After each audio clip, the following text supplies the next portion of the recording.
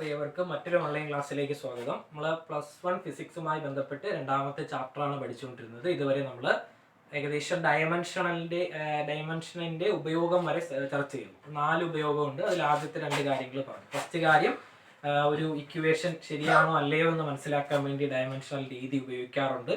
രണ്ടാമത്തത് ഒരു സമവാക്യം നിർമ്മിക്കുന്നതിന് വേണ്ടി ഡയമെൻഷണൽ ഫോർമുല ഉപയോഗിക്കാറുണ്ട്. മൂന്നാമത് പറഞ്ഞില്ലേ, മൂന്നാമത്തത് നമ്മൾ കോൺസ്റ്റന്റുകളുടെ ഡയമെൻഷൻ കണ്ടെത്തുന്നതിന് വേണ്ടിയിട്ട് ഡയമെൻഷൻ ഉപയോഗിക്കാറുണ്ട്. നാലാമത്തെ കാര്യമാണ് ഇന്നത്തെ ക്ലാസ്സിലൂടെ നമ്മൾ പഠിക്കുന്നത്. അപ്പം എന്ത് ചെയ്യുക, ആദ്യത്തെ 3 ഉപയോഗങ്ങൾ പഠിക്കുക. അതിൽ ഏറ്റവും പ്രാധാന്യത്തോടു കൂടി നമ്മൾ ചെക്ക് ചെയ്യുന്ന കാര്യങ്ങൾ എന്ത് ചെയ്യുക, പഠിക്കുക. ഒരു സമവാക്യം തന്നിരുന്നത് എങ്ങനെ ചെക്ക് ചെയ്യാവുന്നില്ല, എന്ത് ചെയ്യുക, ഓരോ ടൈമിന്റെ ഡയമെൻഷൻ എഴുതുക.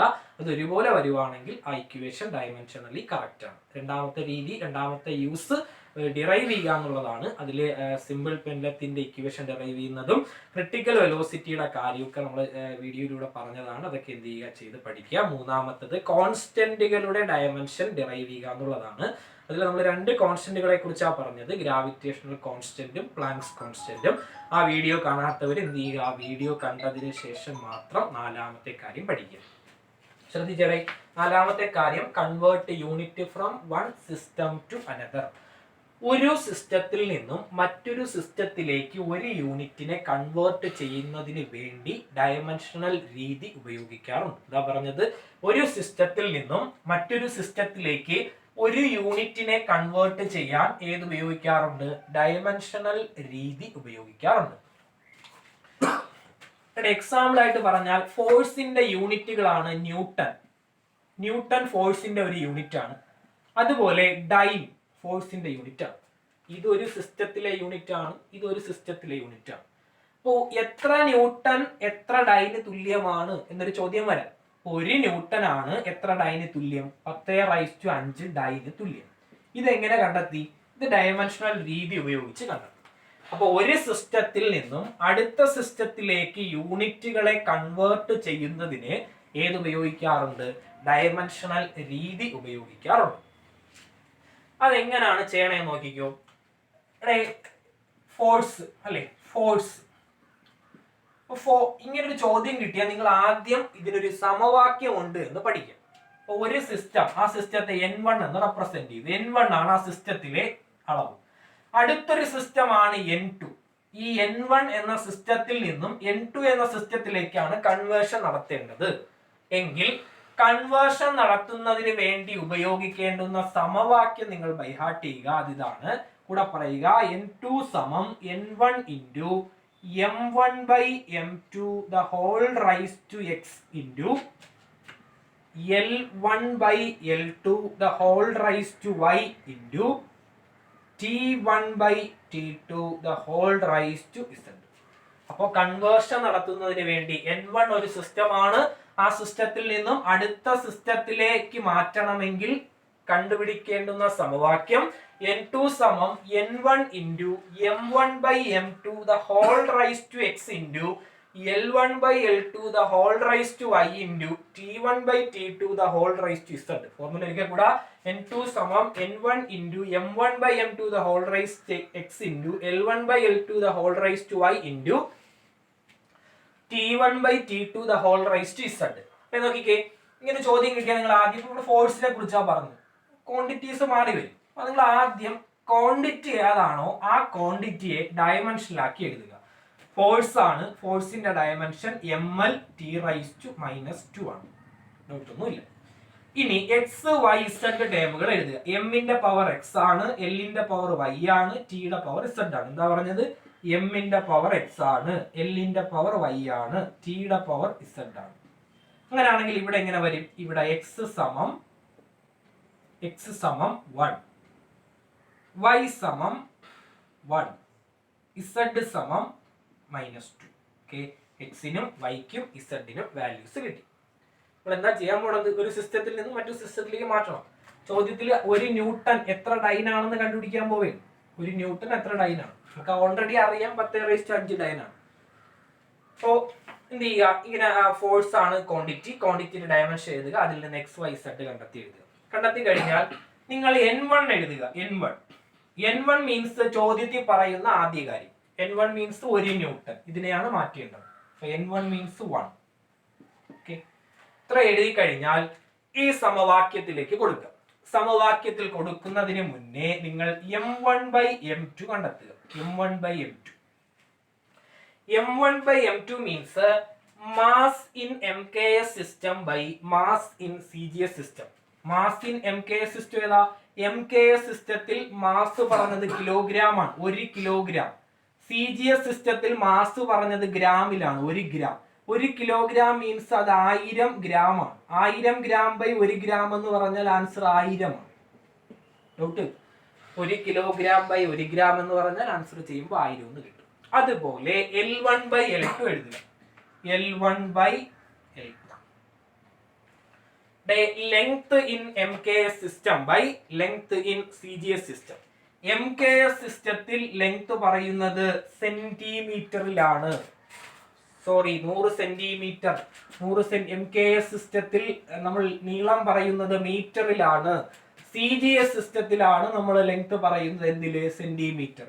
അപ്പോൾ 1 മീറ്റർ ആണ് MKS സിസ്റ്റത്തിൽ, divided by 1 centimetre. 1 metre means അത് 100 സെന്റിമീറ്റർ ആണ്, ഡിവൈഡഡ് ബൈ 1 സെന്റിമീറ്റർ. ചെയ്യുമ്പോൾ ആൻസർ 100. നോട്ട് ചെയ്യുക. അതുപോലെ T1/T2 എഴുതുക.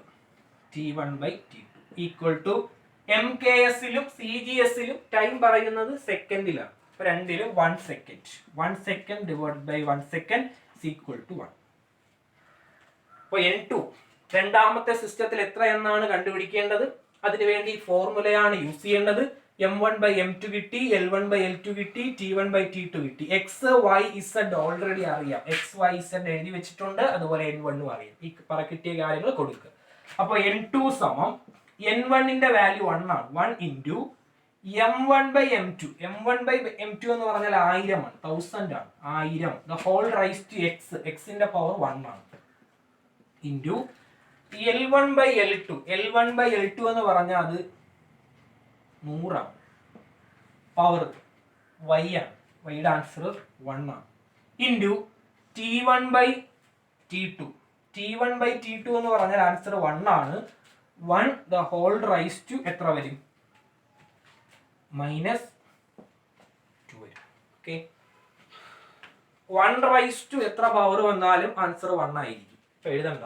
ബാക്കി N2 equal to 1000 raise to 1 means 1000 into 100 raise to 1 means 100.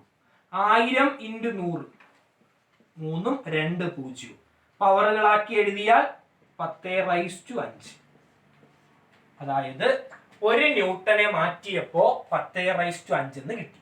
ന്യൂട്ടനെ അടുത്ത സിസ്റ്റം CGS സിസ്റ്റം ആണ് ഡൈൻ എന്ന് പറഞ്ഞു, അതിലേക്ക് മാറ്റിയപ്പോ 10 റൈസ് ടു 5 എന്ന് കിട്ടി. 1 ന്യൂട്ടൺ എന്ന് പറഞ്ഞാൽ 10 റൈസ് ടു 5 ഡൈനാണ്. കാണാതെ പഠിക്കുക. 1 newton is equal to 10 raise to 5 dyne. ശ്രദ്ധിക്കുക, ഇത് ചെയ്യേണ്ടുന്നത് എങ്ങനെയാണ്? ആദ്യം ഈ ജനറൽ ഫോർമുല പഠിക്കുക. ആദ്യം ഒരു സിസ്റ്റത്തിന്റെ വാല്യൂ അവർ തരും, അതിൽ നിന്ന് അടുത്ത സിസ്റ്റത്തിലേക്കാണ് മാറ്റേണ്ടുന്നത്. തരുന്ന സിസ്റ്റത്തെ N1 ആക്കി എടുക്കുക, കണ്ടുപിടിക്കേണ്ടതാണ് N2. എന്നിട്ട് എന്ത് ചെയ്യുക? XYZ എഴുതുക. XYZ എങ്ങനെയാണ് എഴുതുന്നത്? ഏത് ക്വാണ്ടിറ്റി ആണോ മാറ്റേണ്ടുന്നത് ആ ക്വാണ്ടിറ്റിയുടെ ഡയമെൻഷൻ എഴുതി പവറുകൾ ഒരുപോലെ എഴുതുമ്പോൾ എക്സിനും വൈക്കും ഇസഡിനും വാല്യൂസ് കിട്ടും. അങ്ങനെ കിട്ടിക്കഴിഞ്ഞാൽ m1/m2 കണ്ടെത്തുക. m1/m2 means mass in MKS system by mass in CGS system. Length in MKS system by length in CGS system.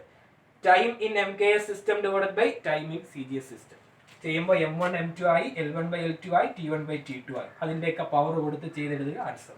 മനസ്സിലാകുന്നതിന് വേണ്ടി ഒരു ചോദ്യം കൂടെ നോക്കാം. Convert unit from one system to another. ഒരു സിസ്റ്റത്തിൽ നിന്ന് മറ്റൊരു സിസ്റ്റത്തിലേക്ക് യൂണിറ്റിന് എന്ത് ചെയ്യണം? കൺവേർട്ട് ചെയ്യണം. അതിനായി നിങ്ങൾ ചെയ്യേണ്ടത് ചോദ്യം ഇതാണ്. നമ്മൾ ആദ്യം പഠിച്ച ചോദ്യം 1 ന്യൂട്ടൺ എത്ര ഡൈനാണ്? ആൻസർ 10 റൈസ് ടു 5 ഡൈനാണ്. ഇനി അടുത്തത് 1 ജൂൾ എത്ര എർഗാണ്?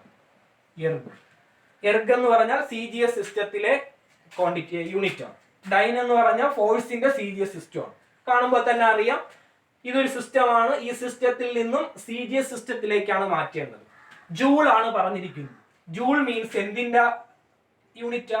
വർക്കിന്റെ യൂണിറ്റാണ്. ഇവിടെ നമ്മൾ ചെയ്തത് ഏത് വെച്ചിട്ടാ? ഫോഴ്സ് വെച്ചിട്ടാണ്. ഓക്കെ, ചോദ്യം ഇതാണ്, ഒരു ജൂൾ എന്ന് പറഞ്ഞാൽ എത്ര എർഗാണെന്ന് കണ്ടെത്തുക. ഒരു ജൂൾ മീൻസ് ഡാഷ് എർഗ്. എങ്ങനെ ചെയ്യും? ചെയ്യാനായിട്ട് ആദ്യം നിങ്ങൾ ആ ക്വാണ്ടിറ്റി ഏതാണെന്ന് എഴുതുക. ക്വാണ്ടിറ്റി വർക്കാണ്. വർക്കിന്റെ ഡയമെൻഷണൽ ഫോർമുല എഴുതുക. വർക്കിന്റെ ഡയമെൻഷൻ ഫോഴ്സ് ഇൻറ്റു ഡിസ്റ്റൻസ് ആണ്, അല്ലെങ്കിൽ കണ്ണാ പിടിച്ച് വെച്ചിരിക്കുക ml²T⁻⁻² ആണ്. ഇങ്ങനെ എഴുതി കഴിഞ്ഞാൽ എക്സ് വൈ ഇസഡ് വാല്യൂസ് എഴുതുക. എമ്മിന്റെ പവർ ആണ് എക്സ്, എമ്മിന്റെ power x is equal to 1. എല്ലിന്റെ പവർ ആണ് y, y is equal to 2. ടിയുടെ പവർ ആണ് z, z is equal to -2. X y z കണ്ടുപിടിച്ചെഴുതുക. കണ്ടുപിടിച്ചെഴുതി കഴിഞ്ഞാൽ എന്ത് ചെയ്യുക? n1ന്റെ വില എഴുതുക. n1 ചോദ്യത്തിൽ തന്നിരിക്കുന്നു, എത്രയാണോ മാറ്റുന്നത് അതാണ് n1. 1 joule means 1. 2 ആ കണ്ടെത്തുന്നതിന് ഒരു ഫോർമുല കഴിഞ്ഞ ക്ലാസ് നമ്മൾ പഠിച്ചിട്ടുണ്ട്, സോറി ഈ വീഡിയോയിൽ നമ്മൾ പഠിച്ചിട്ടുണ്ട്. n2 സമം ഫോർമുല പറഞ്ഞേ n1 into m1/m2 the whole raised to x into L1/L2 the whole raised to y into T1/T2 the whole raised to z. Formula ഏതാ? അടുത്ത സിസ്റ്റത്തിലേക്ക് മാറ്റുന്നതിനുള്ള സമവാക്യം ഏതാ? n2 സമം n1 into m1/m2 the whole raised to x into L1/L2 the whole raised to y into T1/T2 the whole raised to z. വിലകൾ കൊടുക്കുക. n2 സമം n1ന്റെ വാല്യൂ 1 ആണ് into m1/m2 mass in MKS system. MKS സിസ്റ്റത്തിലെ mass കിലോഗ്രാമിലാണ്. 1 kilogram means 1000 gram divided by CGS സിസ്റ്റത്തിലേക്കാണ് മാറ്റേണ്ടത്. CGS സിസ്റ്റത്തിലെ mass gram ആണ്, 1 gram. The whole raise to x, എക്സിന്റെ പവർ 1 ആണ്. 1 into L1/L2 length in MKS system. MKS സിസ്റ്റത്തിൽ length metre ആണ്, 1 metre, that means 100 centimetre divided by length in CGS system. CGS സിസ്റ്റത്തിൽ centimetre ആണ്, 1 centimetre. Whole raise to y, yയുടെ power 2 ആണ്. Into T1 time in MKS system 1 second divided by time in CGS system 1 second. Whole raise to z, ന്റെ power -2 ആണ്, -2. ഒട്ടൊന്നുമില്ല. n2 സമം 1 into 1000/1 gram means 1000, 1000. The whole raised to 1 means 1000, 1000 into 100 centimeter by 1 centimeter equal to 100. അതിന്റെ power means 100ഉം എത്ര പൂജ്യവും 2 പൂജ്യം into എത്ര 1 second by 1 second, that means 1. Power എഴുതിയില്ലെങ്കിലും കുഴപ്പമില്ല. ഇപ്പൊ ശ്രദ്ധിക്കുക, ഇവിടെ ചെയ്യുമ്പോ answer 10 raise to 1 2 3 4 5 6 1 2 3 4 5 6 7 10 raise to 7, 10 raise to 7 എന്ന് കിട്ടും. ഓക്കെ, അപ്പൊ 100 അല്ലെങ്കിൽ 1000 റൈസ് ടു 1 മീൻസ് 1000 ആണ് ഇൻറ്റു 100/1 മീൻസ് 100 ആണ്. 100ന്റെ സ്ക്വയർ മീൻസ് 100ഉം 4 പൂജ്യവും കിട്ടും. അപ്പൊ ഈ ഇത്രയും ക്വാണ്ടിറ്റിയെ 1000 കൊണ്ട് ഗുണിക്കുമ്പോ 10 റൈസ് ടു എത്രയായി? 7. അതായത് ഒരു ജൂൾ എന്ന് പറഞ്ഞാൽ 10 റൈസ് ടു 7 എന്താണ്? എർഗാണ്. ഒരു ജൂൾ എന്ന് പറഞ്ഞാൽ 10 റൈസ് ടു 7 എർഗാണ്. അപ്പൊ ഇതാ നമ്മൾ പഠിച്ചത്. ഡയമെൻഷന്റെ 4ാമത്തെ ഉപയോഗമാണ് convert unit from one system to another. ഒരു സിസ്റ്റത്തിൽ നിന്നും മറ്റൊരു സിസ്റ്റത്തിലേക്ക് യൂണിറ്റിനെ കൺവേർട്ട് ചെയ്യുന്നതിന് വേണ്ടി ഡയമെൻഷണൽ ഫോർമുല ഉപയോഗിക്കാറുണ്ട്. അതിൽ 2 ചോദ്യങ്ങളാണ് പഠിച്ചത്. ഫോഴ്സിന്റെ യൂണിറ്റ് ആയ ന്യൂട്ടനെ ഡൈനിലേക്ക് എങ്ങനെ മാറ്റാം, വർക്കിന്റെ യൂണിറ്റ് ആയ ജൂളിനെ CGS സിസ്റ്റം ആയ എർഗിലേക്ക് എങ്ങനെ മാറ്റാം. അതിൽ 2ാമത്തെ ചോദ്യം ശ്രദ്ധിച്ച് പഠിക്കുക.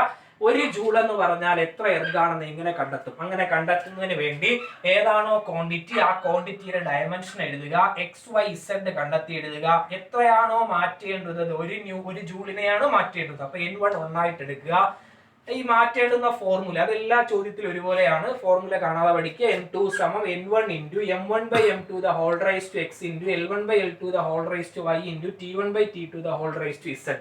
ഇതിൽ ശ്രദ്ധിക്കുക, n1 1 ആണ്, m1/m2 mass in MKS system by mass in CGS system, that means 1000 gram divided by 1 gram.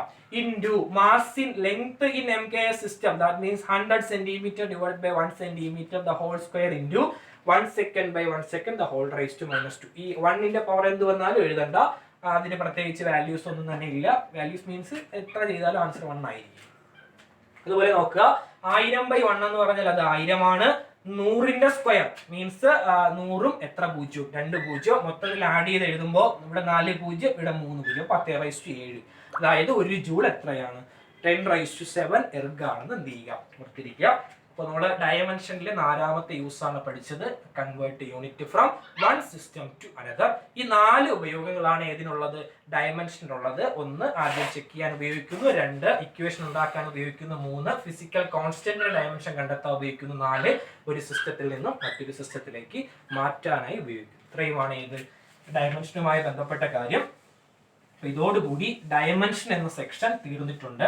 ഡയമെൻഷനിൽ പ്രധാനമായി പഠിക്കാനുള്ളത് ഒരു ക്വാണ്ടിറ്റിയുടെ ഡയമെൻഷൻ എങ്ങനെ എഴുതാം, അതുപോലെ തന്നെ ഡയമെൻഷന്റെ ഉപയോഗം എന്താണ്, ആ ഉപയോഗത്തെ കുറിച്ച് പഠിക്കും. ഇത്രയുമാണ് ഈ ഡയമെൻഷനുമായി ബന്ധപ്പെട്ട കാര്യങ്ങൾ. അടുത്ത ക്ലാസ്സിൽ നമ്മൾ സിഗ്നിഫിക്കന്റ് ഫിഗർ എന്താണെന്നും എറേഴ്സ് എന്താണെന്നും പഠിക്കും. അതോടുകൂടി യൂണിറ്റ്സ് ആൻഡ് മെഷർമെന്റ് എന്ന ചാപ്റ്റർ എന്ത് ചെയ്യും, ഇത്രയും എന്ത് ചെയ്യുക